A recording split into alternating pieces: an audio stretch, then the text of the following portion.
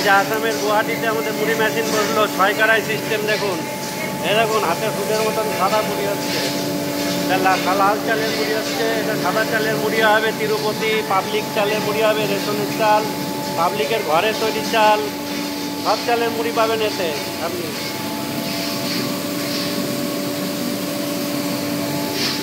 ছয় কড়াই সিস্টেম, 6টা কড়াইয়ে চাল তৈরি হবে দেশি প্রযুক্তিতে, একদম হাতে ভাজার মতো সিস্টেম। একদম কড়াইয়ে চাল তৈরি হচ্ছে এবং রোস্টারে মুড়ি ভাজা হচ্ছে, একই জ্বালানিতে একই সঙ্গে, একদম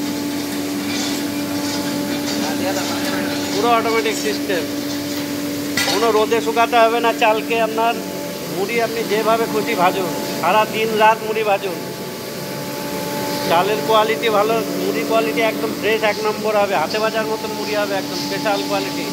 এটা আমাদের আসামের গুয়াহাটির কাছে বসেছে মেশিনটা,